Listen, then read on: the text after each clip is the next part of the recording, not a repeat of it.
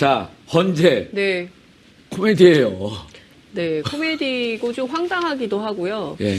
지금 원래 그 대통령 측이 요청한 증인들이에요. 그러니까요. 그러니까 청구인 측이 아니라 피청구인 측이 요청했는데 안봉근 청와대 그 비서관이 나오기로 했는데 안 나왔어요. 예. 안 나오고 오늘 24분 만에 그 종결이 됐는데 왜 안 나온 거냐라고 물었더니 대통령 측에서 뭐라고 답을 하냐면 우리도 모른다. 오호. 그러니까 당신들이 요청한 증인 아니냐라고 했음에도 불구하고 자기네도 아침까지는 나온다고 했는데 이분이 왜 이러는지 모르겠다 이런 식의 얘기를 해서 모두가 황당한 이런 것이었고요. 그다음에 서석구 변호사 있지 않습니까? 예. 대통령 측 대리인단 소속인데 서 변호사님 태극기 이제 이렇게 막 들고 등장하셨어요. 그래서 이제 그 헌법재판소에 있는 관계자가 그 태극기 안 된다고 하니까 태극기를 막 구겨가지고 집어넣는 장면이 오마이TV 카메라에 잡혔습니다. 그러니까 그렇게 이렇게 접지도 않고 막 구겨갖고. 예, 그냥 막 이렇게 넣어가지고 딱 하는 게 그 영상으로 다 잡혀서 지금 아마 굉장히 인터넷에 굉장히 화제가 되고 있을 텐데요.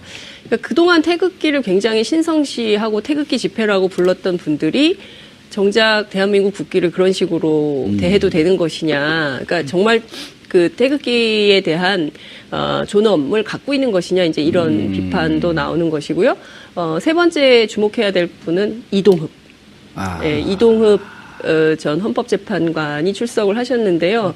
그 이분에 대해서는 그 뭐 제가 더 얘기하지 않더라도 비리백화점 뭐 이렇게 자신이 이제 공금을 횡령해서 MMF까지 투자했던 아주 알뜰한 재판관으로 기억이 되는데 예. 이분이 나와서 하신 말씀들 때문에 또 화제가 된 이런 상황입니다. 예.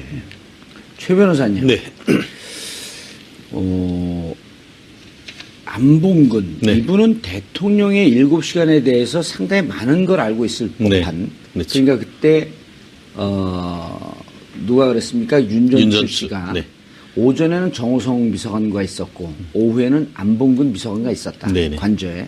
이렇게 증언이 나온 마당이거든요. 그렇습니다. 그리고 지금 대통령의 7시간이라고 하는 것은 헌재 탄핵의 중요한 사유이고 특검도 김영재 원장을 계속 조사하고 박윤채 씨에 대해서도 구속영장을 청구하고 그런 게 결국 대통령이 7시간 동안 실수를 했냐 안 했냐. 국민 생명권 보호의 의무를 지켰냐 안 지켰냐. 이게 핵심이거든요. 그렇습니다. 사실 본인 그 불출석 사유에 따른다고 한다고 하면은 여전히 그 딸을 너무 사랑한 나머지 고등학교 사춘기 딸이 공부하는데 방해될까봐 나오지 않을까 이렇게 생각이 드는데요.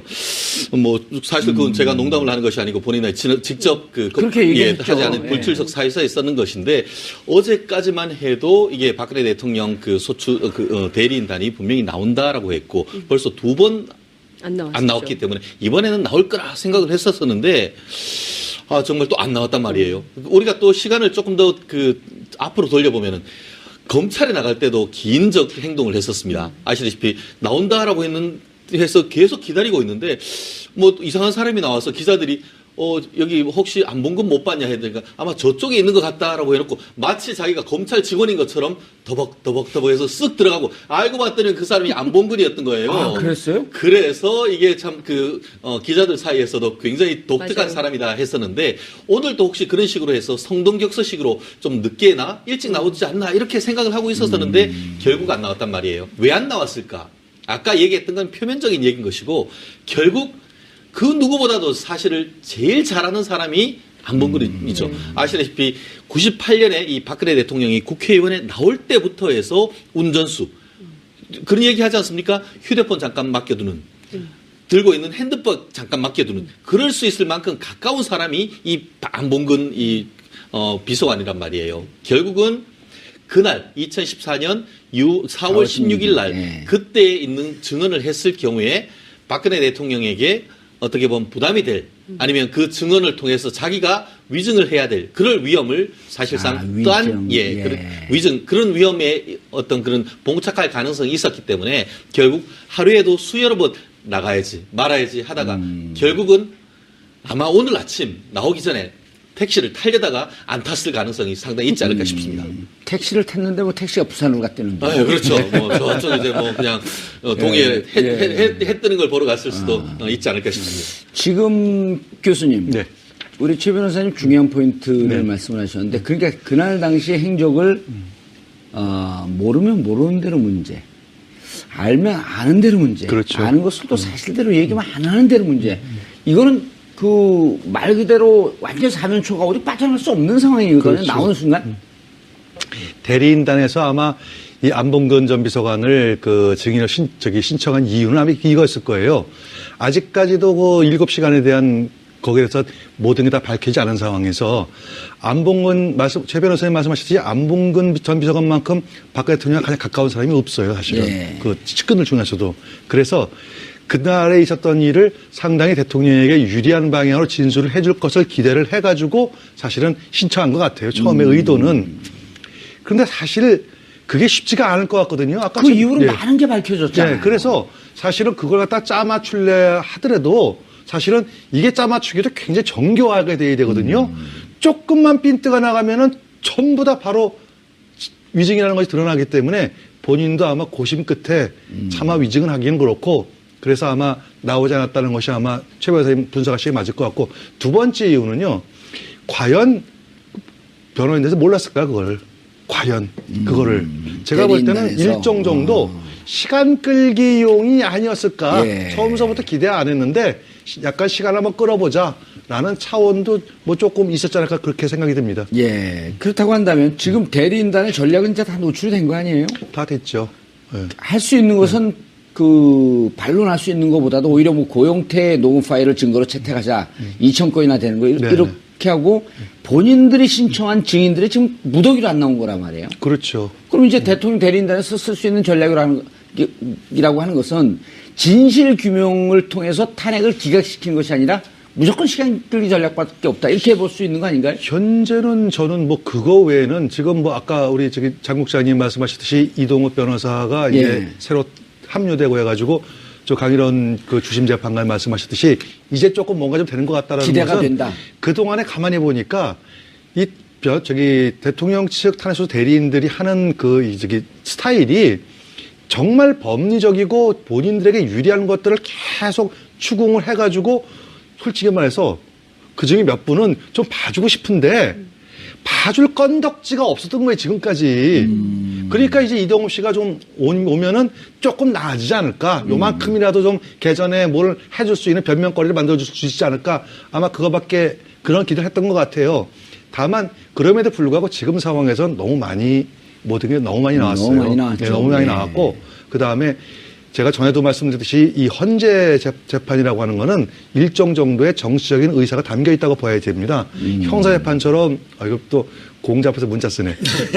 형사재판은 철저히 증거 위주로 판결을 하게 돼 있지만 제가 알기에 헌재재판 제가 듣기에 예. 헌재재판 어느 정도의 그 정치적인 견해가 들어간다고 그래요. 그래서 그걸 볼 때 더 이상 어떤 뭐 결과를 뒤집기는 좀 어려울 것 같고 다만 그럼에도 불구하고 한 가지는 시간을 좀 끌어서 3월 13일 좀 넘겨보자. 뭐 이 전략은 좀 있을 것 같습니다. 예, 알겠습니다. 변호사님, 이동욱 변호사를 뭐 아는 분들은 많이 알겠지만 재판관 출신 아니에요? 그렇습니다. 헌법재판소 재판관 출신이죠. 예. 6년 임기를 다 채우고 나왔죠? 그렇습니다. 이명박 정부 때에 그 6년 동안 했고 실제로 이분 같은 경우에는 법원에 계실 때에도 수원지방법원장을 하고 법원에 계신 판사들 중에서도 가장 논문을 많이 쓴 분이었습니다. 어허. 근데 제 그 경북고등학교 나오셨는데 그 같은 아주 친하신 분이 물어봤습니다. 이 많은 서면을 어떻게 이렇게 다 쓰시냐 했더니만 이게 글 열심히 쓰시면 그게 상당히 또 경제적으로도 도움이 된다. 그러니까 본인이 능력도 있고 정말 글도 열심히 쓰셨고 실제로 헌법재판소에서 한국 헌법재판론이라는 이만큼 두꺼운 헌법재판 이론서까지 썼던 분입니다. 그렇기 때문에 사실 지금 박근혜 대통령 측에 같은 경우에는 경험도 있고 예. 이론적으로 강력한 분이 들어왔기 때문에 적어도 지금까지 어떤 사실관계는 상당 부분 드러났다라고 하면 이제부터는 법리적인 논쟁에 있어서 상당 부분 보강이 됐고 검찰이 이제 뭐 국회죠. 국회 측이 어떻게 보면 상당 부분 긴장을 해야 될 그런 상황이 아닌가 싶습니다. 그런데 아까 이제 잠깐 얘기했지만 그 장윤선 기자가 이른바 그때 당시에 이제 헌법재판소장으로 지명됐는데 여러 가지 불미스러운 일로 낙마했단 말이에요. 그렇습니다. 그런데 영향을 미치진 않을까요? 사실 지금은 뭐 그것이 문제가 될 건 아니죠. 사실 그때 같은 경우에는 특정 업무 경비 쉽게 말하면 업무를 위해서 한 월 한 4, 500 정도 되는 것인데 예. 그거를 개인적으로 유용했다 이건 것인데요. 사실 지금까지는 그거를 특정 업무 경비라고 했지만 사실상 주머니 돈이 쌈짓돈 그렇게 했는데 어쨌든 법적인 어떤 잣대를 했을 때는 그것이 정당성은 없는 것이죠. 예. 그렇기 때문에 그때 낙마를 겪었고 변호사로도 거의 1년, 2년을 활동을 못했습니다.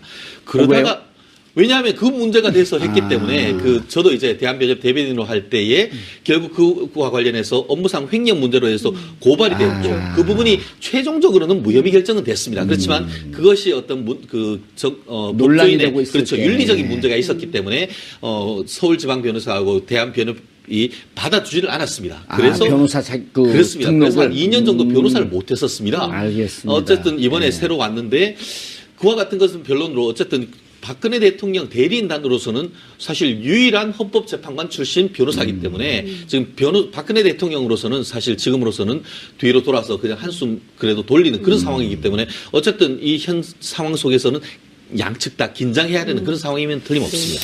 근데 그 예. 이동욱 재판관과 관련해서 물론 이제 오늘 강일원 주심이 이동욱 재판관이 오시니까 이제 헌법재판 하는 것 같다. 그동안 대통령을 너무 피의자처럼 그 형사재판을 해서 좀 마음이 아팠다. 이제 이런 얘기를 했는데요. 물론 이제 그렇게 볼 측면도 있지만 왜 의원님께서 언젠가 한번 계속 살려고 꾀를 내는데 결국 죽을 꾀만 낸다 이런 얘기를 하셨는데 그 대표적인 게 이동욱 재판관과 관련된 여론이 아닌가 싶어요. 그러니까 물론 다 지나간 사건이라고 치부할 수도 있지만 언론에서는 다시 그거를 다 복귀해서 전부 보도를 하고 있거든요. 그러니까 앞서 말씀 주신 대로 특정 업무 경비 유용 문제와 관련해서는 모두 6년 동안 3억 2천만 원을 유용을 했고 심지어 거기에 그 개인 계좌에 넣어가지고 뭐 신용카드 결제 대금으로도 썼죠, 보험료로도 썼죠, 자녀 유학비로도 썼죠, 경조사비로도 했죠. 네. 심지어 단기성 금융투자 상품 있잖아요, MMF 여기에도 투자를 했어요. 그래서 굉장히 큰 비난을 받았죠. 업무상 쓸 수 있는 돈이었죠. 그냥 개인이 만들어 쓰라고 하는 아니, 건 그러니까 아니었던 업무상 거죠. 경비죠. 재판에 쓰라는 공금이에요, 공금. 공금을 이제 그 쌈짓돈처럼 그냥 막 쓴 거죠. 쉽게 그리고 얘기해서 그 취재 비용 나는데 그거로 나 막 밥 사주고 그러는 게 그런 돈인가요? 아니, 의원님 밥 사주는 거는 취재 비용으로 할 수 아니, 있는데. 만약 그렇게 한다면 그거 가능해요? 이를테면, 그럼요. 오. 의원님 밥 사드리고 이런 거는 취재 활동. 취재원이니까 내가. 예, 아하. 취재원이니까 되지만 이를테면 뭐 제가 개인적으로 뭐 신발을 사신었다거나 뭐 이걸 취재할 때 가지고 필요하죠. 신발 신고 뭐 뛰어다니는 딸 일이니까. 뭐 등록금을 냈다거나 뭐 이러면 이제 그건 문제가 되는 거죠. 그리고 이제 해외 출장을 그 6년의 임기 동안 남들보다 곱하기 3을 갔어요. 그래서 갔는데 혼자 간 게 아니라 부부 동반을 해서 가서 해명이 더 황당한 거예요. 수행하는 비서관 역할을 했기 때문에 괜찮다. 이거는 납득할 수가 없는 주장인 것이죠. 부인과 그리고 함께 관용차가 이분이 2대를 썼어요. 왜냐고 물어봤더니 내가 분당살기 때문에 2대가 필요하다. 이런 얘기를 그게 했습니다. 무슨 얘기예요, 그거는? 짝홀수 뭐 얘기. 말이 안 되는 얘기죠. 그러니까 뭐냐면 홀짝이요? 짝홀수 바로 그 얘기예요. 홀짝. 그러니까 이게 그 주차가 뭐 오늘은 1일 뭐 홀수만 주차할 수 있고 짝수만 주차할 수 있는 날이 있잖아요. 관공서니까. 관공서니까. 예, 그래서 분당살기 때 근데 그 해명 자체가 국민들이 도저히 납득할 수 없는 뭐 이런 것이었죠. 그리고 뭐 위장전입 문제도 있었고요. 굉장히 그래서 비리백화점 별명이 재밌네요. 뭐냐면 이돈흡. 흡사마예요. 왜 흡사마냐면 왜 돈흡이냐면 돈을 흡수한다. 그래서 이돈흡, 흡사마. 그리고 너무 이동흡을 명예훼손 쪽 아니요, 이거 다 언론에 다 언론 나온 나온 얘기예요. 거예요? 그럼요. 이 예. 돈흡? 예, 이돈흡, 흡사마. 이 당시에 다 흡사마는 유행했던. 뭐예요? 흡사마. 그러니까 이제 무슨 마귀처럼. 연사마, 흡사마, 사마. 연사마의 어떤 연사마 막 이런 릴런 거죠. 거죠. 예. 연사마. 그러니까 돈을 근데 이제 상당히 흡입이 네. 많아요. 근데 이 사건 같은 경우에는 지금 시민단체에서 고발을 했고 실제로 굉장히 오래 검찰이 가지고 있다가 무혐의 결정은 했는 겁니다. 예. 무혐의 결정을 했는데 결국 이제 그 공직자 특히 법관으로서의 어떤 윤리적 측면에서는 예. 사실 비난을 받는데 법적으로는 어쨌든 무혐의를 받았고 법 위에 헌법 위에 있는 게 있잖아요. 국민감정법. 그렇기 때문에 근데 아까 제가 말씀드렸듯이 지금부터는 그 국회에서도 좀 그 긴장을 해야 된다는 것이 나오자마자 정말 한 방을 했습니다. 무슨 말씀이냐면은 헌법재판 이 국회 측에서 소추 이유를 쭉 썼는데 예. 이게 왔다 갔다 한다. 도대체 우리가 무슨 소리를 하는지 몰라가지고 우리가 방어하기가 쉽지가 않다. 그러면서 박근혜 대통령 탄핵한다는 그 사유가 헌법 몇 조인지 이것을 밝히다라고 하면서 구체적인 얘기를 했는 게 이게 탄핵 이유 중에 헌법 46조를 대통령이 위반했다라고 얘기를 했는데 46조가 뭐냐?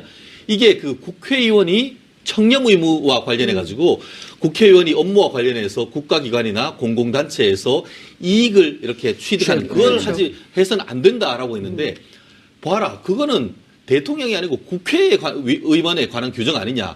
그거를 대통령한테 경강부회해야 한다는 게 그게 말이 되느냐. 이런 식으로 해서 하나하나 굉장히 법리적으로 해서 지금 이걸 다투고 있는 모습을 법정에서 변론을 했습니다. 그렇기 때문에 아까 제가 말씀드린 대로 앞으로 이거 뭐 개인적인 변호사의 어떤 그런 흠집 이런 부분은 판사들이 보지를 않습니다. 결국 그와 같은 서면을 통해서 보기 때문에 지금 반박하고 있는 것에 대해서 권성동 법사위원을 비롯해서 국회 소추단은 그와 같은 내용을 잘 반박해서 재반박할 수 있는 그런 부분이 있기 때문에 앞으로는 사실관계가 어느 정도 드러났다라고 한다고 하면은 최후 변론 내지는 이 종합준비서면에 법리적으로 얼마나 설득력 있게 재판부를 설득하느냐 이거 녹록한 거 아닙니다. 예. 굉장히 중요한 부분이었습니다. 그런데 그렇다고 한다면 시간 문제는 어떻게 될 것 같아요? 시간 문제는. 시간 문제.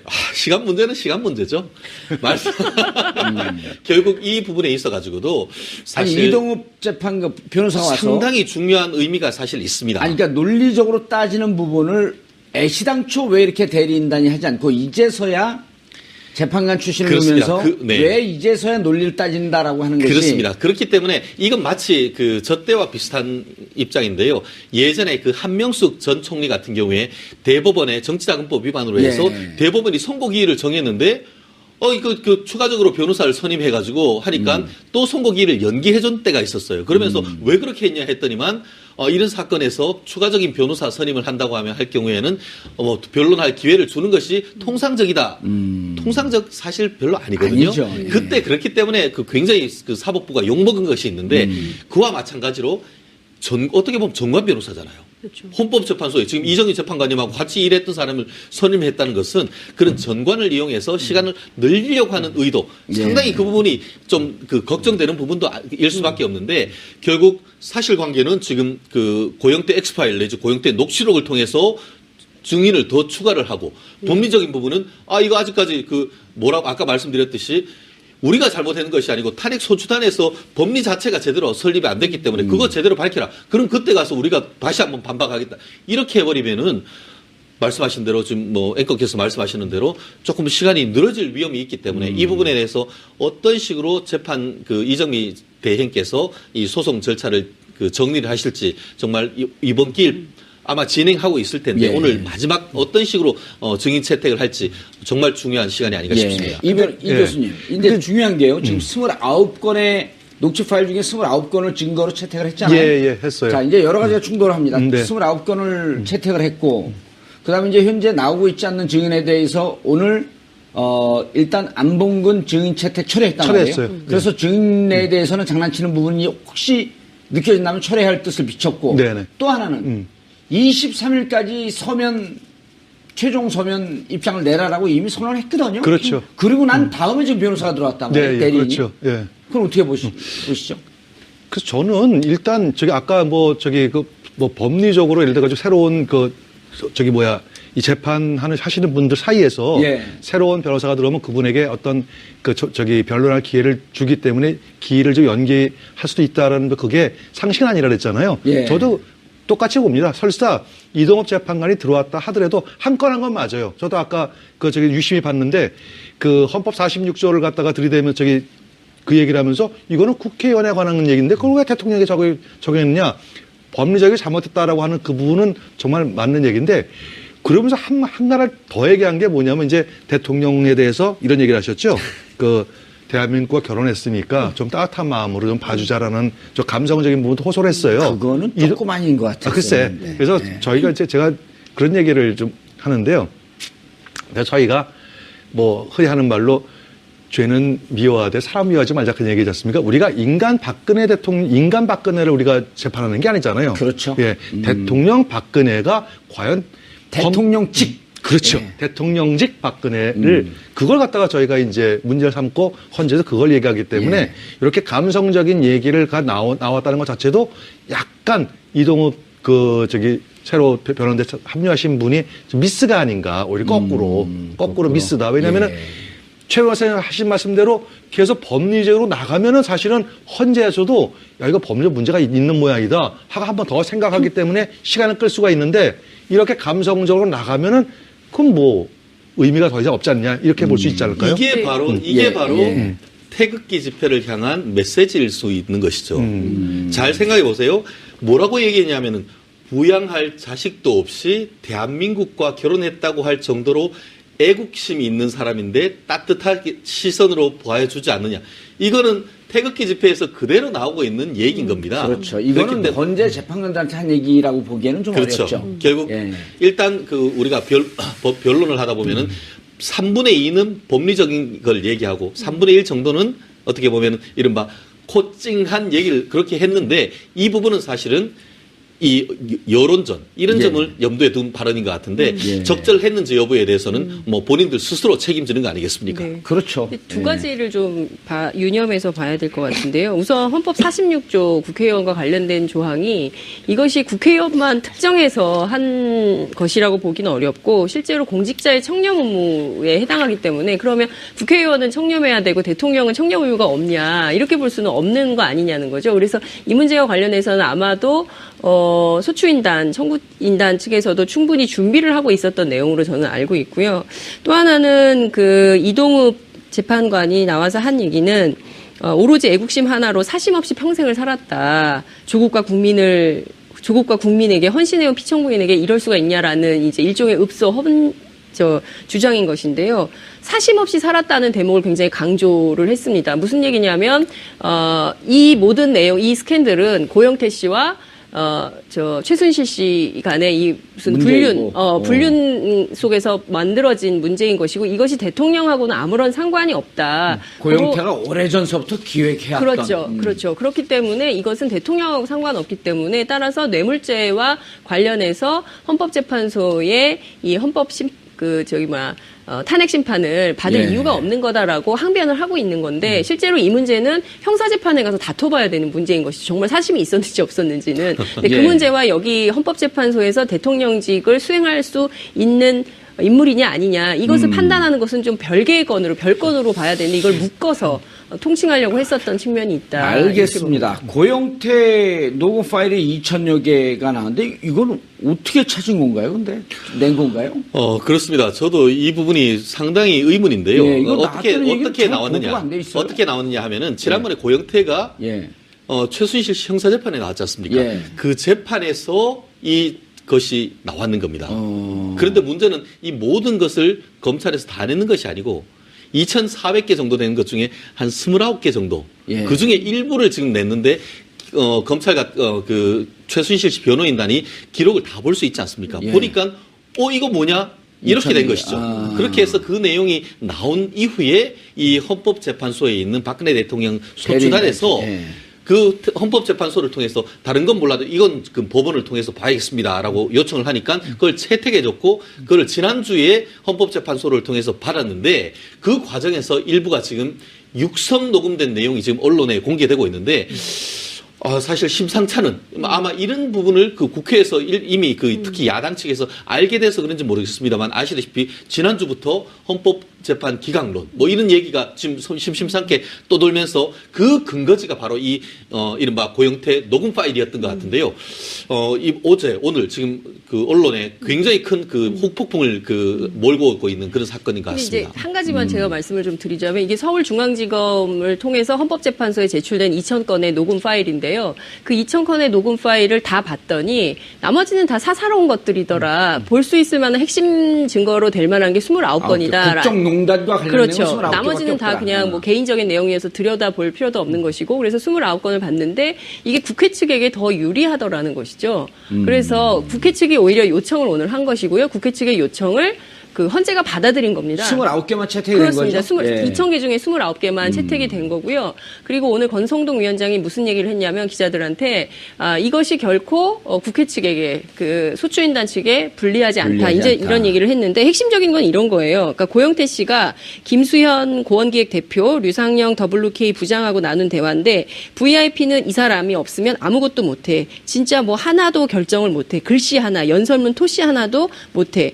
여기서 이 사람은 최순실 씨를 이야기하는 것입니다. 예. 그리고 VIP가 신임해 봤자 VIP가 쳐낼 놈들은 다 소장은 최순실 씨 최순실 얘기하는 씨죠. 건데요. 소장 말 한마디면 다 까내는 거야, 까이는 거야. 이런 얘기를 해요. 그러니까 VIP가 믿는 사람은 소장밖에 없어. 이런 내용들이 나오는 겁니다. 그러니까 이게 결국에는 그 국정농단의 실세가 누구냐, 그렇죠. 최순실 그리고 박근혜 예. 대통령하고의 연관성을 구체적으로 입증하는 또 다른 자료가 나온 겁니다. 그러니까 아무리 그 대통령 측에서 증인 증거를 들이대도 이 모든 것은 결과적으로는 국회 측에 유리한, 국회 측이라고 하긴 좀 그렇죠. 국민 측 소추단. 예, 소추단에 예. 유리한 이런 결론이 되는 최 거죠. 변호사님, 그러니까 이제 저것을 갖고 결국은 헌재가 판단을 할 건데, 네. 자, 지금 예를 들어서 뭐 우리가 저걸 이런 증언도 있다, 그 대화 내용도 있단 말이에요. 우리가 한 목에 먹기 위해서 지금 뭐 준비하고 있는데 잘 안 되고 있다. 네네. 이런 걸 보는 거에 따라서는 정말 고영태가 기획을 하고 있었나 보다. 그러니까 고영태는 또 한심하다는 듯이 이런 식으로 얘기를 해요. 술 한잔 먹다가 야 나라 뒤집어서 너 대통령이 내 국무총리 할게. 이런 농담으로 들리면 일종이었다라고 하는데 예. 제가 질문하는 요체는 뭐냐면 29개를 구분을 해보면 국회 측한테 유리한 부분도 있고 또 대통령 대리인단 측에도 유리한 증언이 있을 터인데 이 두 개의 양측의 5대5라고 봤을지라도 이 증거가 나온 게 지금 판을 뒤집을 정도의 충격파가 있겠느냐는 거예요. 저는 그렇게 생각합니다. 아직까지는 물음표다. 무슨 말씀이냐면은 2,200개 중에 상당 부분 거의 제가 알기로도 한 1,000개 정도는 이 김모 고은기획 대표가 개인이 아침에 전화형으로 굿모닝 이런 내용이었다는 거예요. 예. 그런데 그 나머지 한 1,000개 정도에서 29개 정도는 이게 나왔는데 그 이외에 다른 내용이 어떤 내용이 있는지 이게 굉장히 중요하다는 겁니다. 지금 오늘 그 언론 보도를 봤을 때는 이 박근혜 대통령 소추단에서 그 중에 핵심적인 내용을 1시간 정도로 파일을 만들었다고 합니다. 그 내용을 다음 헌법재판소에서 틀겠다 이렇게 나오는데 그 내용에서 무엇이 나왔는지가 굉장히 중요한데요. 소추단 측에서라고 한다면 본인들에게 박근혜 유리한 대통령 것. 측에서 그렇죠. 박근혜 대통령 측에서. 대리인단 측에서요? 예, 그렇습니다. 오늘 같은 경우에는 지금 그 헌법재판소에서 이 29개에 대한 것을 그 권성동 법사위원장을 비롯해서 이 소추단에서 증거로 제출을 했습니다. 예. 저도 그 파일을 받았는데요. 그 내용이 지금 계속 언론에 나오고 있고 그것 이외에 다른 것을 한 1시간 정도 편집을 해서 나오겠다 하는데 그 내용이 무엇인지가 굉장히 중요합니다. 그 내용과 관련해서 아까 어떤 내용이 있냐면은 노승일 씨가 고영태 씨를 뭐라고 불렀냐 하면은 왕의 남자라고 불렀다는 겁니다. 왕의 남자. 왕의 남자가 무엇이죠? 왕은 여기에서 최순실을 의미하는 것이고 남자는 고영태가 되는 것이죠. 왕의 남자는 것은 왕은 허수아비고 남자가 실체다. 이런 실권을 잘하 이런 의미가 사실 있을 수 있는 점 하나. 지금 그 고영태 씨의 그 같은 한 차례 고학번 친구면서 WK의 그 직원이었던 유상영이 어떤 얘기를 했냐면은 이게 고영태를 좀 낮아봐 봅니다. 영태는 회장이 푸시하는 대로 흔들린다. 그러면서 뭘 얘기했냐면은 우리가 만든 그 메커니즘을 고영태가 잘 모른다. 이런 얘기를 했습니다. 예, 그 얘기가 나왔죠. 그래서 결국 앞으로 이 메커니즘을 이런 내용이 최순실 이와 같은 어떤 그 WK나 이런 걸 만들기 최초에 이와 같은 계획을 설립했다. 만약에 결국 녹음한 시점, 그 시점에서 이와 같은 왕의 남자니 했다라고 한다고 하면은 상당 부분 이 스케일 자체를 프레임을 다르게 만들 어떤 가능성이 있고 반면에 그게 아니고 벌써 최순실이 다 해먹고 있는 중에 가운데 들어가서 어떤 이와 같은 일들이 벌어졌다라고 한다고 하면은 그거는 이른바 찻잔 속이 태풍이 될 수 있는 여지가 있기 때문에 결국 이와 같은 계획이 언제 이루어졌는지 그런 부분이 앞으로 상당히 중요할 것 같고 말씀드렸듯이 경우에 따라서는 뭐 사실은 상당 부분 이 헌법재판소가 조금 늘어질 가능성은 여전히 남아 있는데 결국 그러한 점은 이 국회 소추단 측에서 지혜롭게 대응해야 될 그런 부분인 것 같습니다. 알겠습니다. 교수님. 네. 자, 이게 1시간짜리를 틀어본들, 네. 또 29건을 채택을 한들, 이제까지 나왔던 부분을 전체 판을 뒤집어 엎을 정도는 과연 되겠냐. 그러니까 예를 들어, 지금도, 최 변호사님이 소개한 두 개의 내용을 보면, 하나는 왕의 남자라고 하는 것을 좋습니다. 아주 긍정적으로 봐갖고, 최순실을 움직이는 남자로 볼 수도 있겠죠. 근데 이제 또 다른 내용에서는, 저 오리버리해서 우리가 귀한 거 몰라, 뭔 얘기인지, 그냥 쟤는 허수아비야. 이렇게 볼 수도 있는 거거든요. 이런 말씀을 드릴게요. 그 역사는 말이죠. 예. 필연이 지배하지만 그 계기는 우연에서 촉발됩니다. 부지하기 어려운 얘기를 쉽게 얘기하시죠. 이게 무슨 얘기냐면은 아마 지금 이제 언론에서 계속 나오는데 사실은 이 사건에 어떻게 보면 핵심을 쭉 들어가다 보면은 고영태, 최순실 사이에서부터 시작해가지고 이것들이 퍼진 거예요. 근데 아까 우리 앵커께서 말씀하셨듯이 거기에 무슨 뭐 고영태가 무슨 뭐 마약을 했든 아니면 무슨 뭐 호스트 바를 뭘 했든 사실은 그런 것들은 중요하지 않습니다. 그런 사람들에 의해서 대한민국이 이렇게 농단이 됐다는 것 그 자체 거기에 계기를 준 게 누구예요? 박근혜 대통령 아니겠습니까? 그렇죠. 네. 저는 이게 화가 나는 거죠. 아마 오늘은 헌재 재판관처럼 말씀을 하시네. 대다수 국민이 취지를 정확하게 예리하게. 예. 은자 예리 안 했습니까? 교수님이 예리하신 거죠. 내가 과거를 다 깎아요? 알겠습니다. 그래서 예. 제가 볼 때는 이 어떠한 녹음 파일이 나와도 지금 그건 맞아요. 아마 이 고영태도 아마 그 사심이 있었을 거예요. 왜 사심이 있었냐면 하는 거 보니까 최순실이가 전화하면은 차관들이 와가 줄을 서 무슨 사무실 얻는데도 그 K스포츠 그 빌딩 네. 사무실 얻는데 수석 비서관하고 청와대 사람들이 나와가지고 하다못해 쓰레기통까지 이거 하자고 이렇게 제가 고영태라도요. 야 이거 만만하죠. 그러면 그와 같은 원인을 누가 제공했습니까? 대통령이 제공하셨잖아요. 그게 화가 나는 거죠. 왜 그랬을까? 왜? 이상입니다. 뭐 다음 기일로 연기하는 거예요? 여운이 그러니까 다음 14차 기일 때 또 나오시려고. 자, 그런데 이제 정말 대통령 측 대리인단 입장은 어떻게든지 좀 연기를 해보려고. 네. 그런데 사실 누가 보더라도 이거 빨리 끝내야 되는 거 아니에요? 인용이 되든 기각이 되든. 기각이 되면 안 된다고 생각을 하고요. 아니, 그러니까 저는. 인용이 되든 기각이 되든 예, 어쨌든 지금 결론을 내야죠. 결론을 빨리 내야 되는 거죠, 상황. 근데 저는 이미 이제 결론은 앞에 말씀 주신 대로 22일 날까지 변론 기일을 종결하고 23일 날 최종 변론을 하고 그다음에 평의 판결 절차 거쳐서 결정문 쓰는데 2주 잡는다면 3월 초, 3월 9일, 3월 16일 두 가지 얘기가 나오잖아요. 3월 9일이거나 아니면 이정미 재판관이 서명까지 다 해서 선고만 3월 16일 날 하는 방안까지 나오기 때문에 저는 여기 이 범주에서 크게 벗어나는 방향으로 흔들릴 가능성은 없다고 저는 개인적으로 생각을 합니다. 만약에 이 판이 흔들리고 국민의 민의와 전혀 동떨어진 결론이 나게 된다면 저는 정말 지금 가뜩이나 지금 막 되는 게 없잖아요. 뭐 AI의 구제역에 그다음에 대외관계 엉망진창이죠. 그리고 공무원들 아무것도 일을 안 한다고 하죠. 기존에 많이 있었던 이슈들이 있지 않습니까? 양극화, 청년 실업 문제 이런 하나도 해결이 안 되는 상황에서 불만은 더 커진다고 생각을 합니다. 알겠습니다. 혼란도 커지고요. 최 변호사님, 궁금한 게 이런 거예요. 지금 이제 우리 교수님도 얘기했고 어쨌든 지금까지 너무나 많은 얘기가 나온 거예요. 그리고 특검이 지금 이제 한간에 따르면 이제까지 전체 수사할 거에 30%밖에 못했다라고 함에도 불구하고 증거들이 차고 넘친다는 거 아니에요. 그래서 대통령이 어떻게 4년 동안 통치를 해왔는지는 나왔는데 이번에 29개의 증언, 그다음에 그 다음 기일에서 1시간짜리 음원 파일이 나온다고 한들 23일 서면 내라고 한 이 일정이 바뀌겠냐 하는 겁니다. 지금 재판으로서는 일단 그와 같은 재판장님의 이제 진행 자체는 원칙적으로 지켜질 겁니다. 그렇지만 우리가 정치가 생물이라 하듯이 이 소송도 생물이라고 하기 때문에 원칙은 그렇게 되지만 경우에 따라서는 증인이 또 미뤄지거나 추가로 신청을 하게 된다고 하면은 사실 미뤄질 가능성은 아직 남아 있습니다. 그런데 아시다시피 결정상이 했는데 23일까지 내라고. 재판은 진짜 하다 보면은 꼭 그래 되지 않습니다. 재판 저희가 소송을 할 때 제일 어려운 게 변호사님 이거 언제 끝나겠습니까? 정말 그게 제일 어려운 것 같은데요.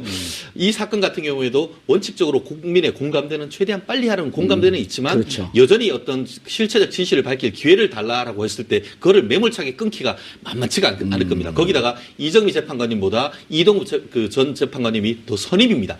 그와 같이 좀 강력하게 주장했을 경우에는 적어도 절차적인 측면에서는 약간 미룰 가능성도 없지 않았습니다. 그렇기 때문에 이와 같은 부분에 있어서 국민의 어떤 나름대로의 의사나 이런 부분이 재판 진행에 상당히 의미가 있다. 이렇게 말씀드리고 싶습니다. 알겠습니다.